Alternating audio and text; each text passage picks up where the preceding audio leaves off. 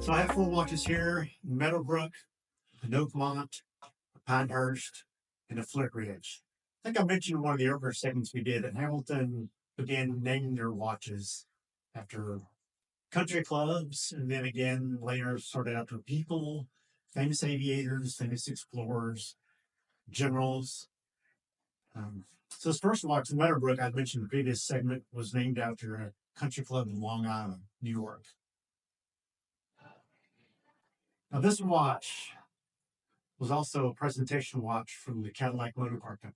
Yeah. So Hamilton, again, even as early back as the 1920s, it's considered to be the very top watch in America. So if a company wanted to present a special award to an employee for long service, it was usually a Hamilton. And these were acid etched at the factory. They're not engraved. So they had a special process where they would do some sort of printing of the name and the company on the back. And then they would apply acid, and the acid would etch all the logo and the lettering into the case back. And they came from the factories. And they, of course, they cost extra to do this. Do you consider the engraving a higher quality ending result than by hand even? Or? Yes. Yeah. It's unbelievably consistent. Every letter is exactly the same depth. And they were probably they probably had the top engravers to do the plate, to do the acid etching. And the cool thing about early Hamiltons is we have production figures. We know exactly how many of these were made. We know what years they were made. I think there were about 200 of these presented for Canada. Wow. And even though some people say, well, a great watch is worth less and it's got somebody's name on it, the fact that we know exactly how many were made and the exact years they were made makes them much more collectible to the Hamilton aficionados than just the regular model. I think it's also adding something that it is a no company in the US. I mean, that's anytime you can put, especially a car company. I don't know if they did custom dials. I'm not familiar. Sometimes they did, sure. But in the Swiss world, for example, that does increase the value of a watch. So I would think in that case it would help it. Yeah, also. This next watch is an Oakmont. Again, this watch was named after a country club. In this case, the Oakmont Country Club in Pennsylvania. This watch, similar to the Cadillac watch, was presented by Packard in 1933. Crazy. Again, with an acid etched case back done at the Hamilton factory in Lancaster, Pennsylvania. And again, we know exactly how many of these were produced. There were 199. Wow. Why 199? That's how many they chose to give out in 1933. You know, this watch was $100 in 1933. Wow. The worst year of the Great Depression, and Packard was still doing well enough that they felt that they could afford a $100 watch, 100 of them, 200 of them, to give to employees. Yeah. In 1933. Have you noticed with any of the Packard watches that would go via auction or whatever that there is people that search out stuff like this? For example, like something from Packard after like the one sells for hundreds of thousands at auction. Sure, and there seems to be some crossover with the vintage car people, the Cadillac and the Packard watches. Cool. Yeah. Hamilton also did watches for Oldsmobile and for Studebaker. Oh, I've heard of the Studebaker. That's not the only one. Yeah. I think you have all the other brands. I did. I sure did. The next watch is a Pinehurst, which is named for the Pinehurst Country Club in North Carolina. Again, another golf club. Hamilton really was looking to an affluent market. So they were marketing watches that would be known or favored by people who had money.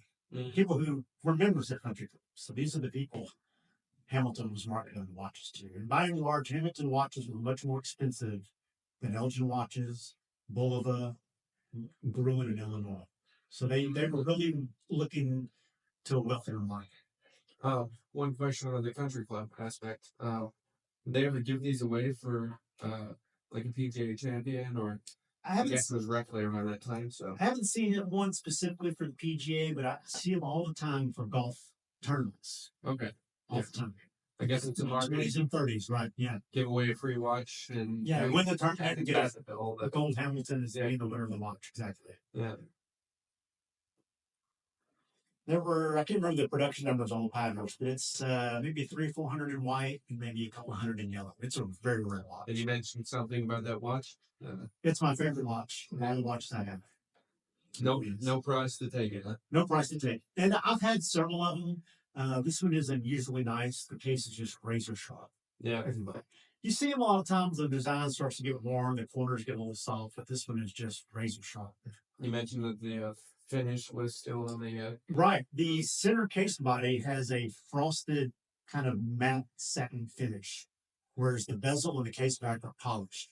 And that was very typical. You see watches, older watches nowadays, that almost all been polished everywhere. But most of these watches came with 2 or 3 different types of finishes on the case when they were brand new.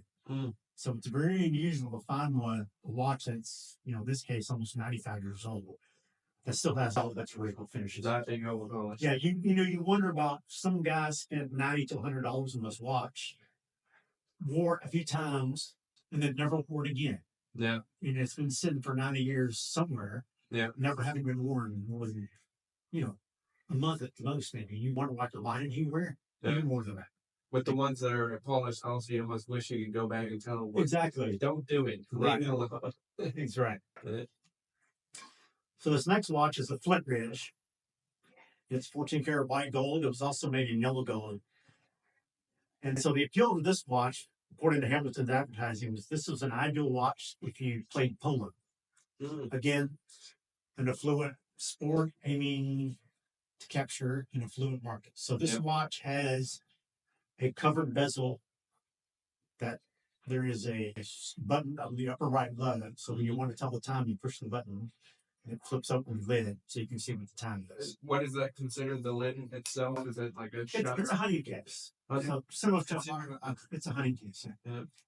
So, if you could afford to play polo and you needed a solid gold watch to wear while you're playing polo, the Hamilton Flintridge was a watch for you. Would it really take a hit, you think, or is it the white gold aspect with this dent anything? No, I haven't seen any really that have been dented up, so I don't know if people really wore them while they're playing polo. Probably not. Probably not. The protection would be from maybe if the guy fell off a horse or something, or got hit with one of the poles or whatever. But, yeah. I see them. They have wear. I mean, people worn them, but I've never seen one that's been really like it was dropped or hit in athletic competition before. And what is the mechanism inside? Is there? It's a spring. It's a series of springs. That's right. It's the bars of the button is held in place with a spring, and there's a spring that pushes on that and pops it open. As a practical matter, when you're wearing it, it's fairly inconvenient. It looks like it. Kind of hard to get to flip open enough to really see the time. I don't wear this watch very often because it is Not inconvenient. It's not very bright. It sure is cool though. And you mentioned color wise, there was how many in green, how many in white? I think there's 1 or 2 known in green. White, there's probably 400 or 500 in white and probably 300 or 400 in yellow. Okay. So all told, probably under 1,000. The green, you've seen one, or have not seen the green. Yeah. You know where one is? No. Okay. Interesting. Hamilton, they had an entire dealer network, and they would send out letters every couple of months to their dealers saying, "Hey, we're bringing out this new watch. We're going to send you samples. We've tested it in small areas and it's selling like hotcakes." Well, they sent out one of these letters about the Flintridge saying that they sold a bunch and that they're sold out. But yet we know that they made less than 1,000. So that letter was probably a little optimistic. Yeah. Deceptive advertising. A little bit, yeah. A little sales puffing. Yeah. But it was a depression, so they were doing anything to kind of try to boost their sales. This watch is from 1930. And the depression, that's why they switched to some of the gold-filled stuff. Kind of. Later in the Depression, Hamilton, before the Depression, Hamilton watches were always either solid gold, sterling silver, or 14 karat gold fill. They never made a base metal case or a 10 karat gold fill case or a rolled gold plate case.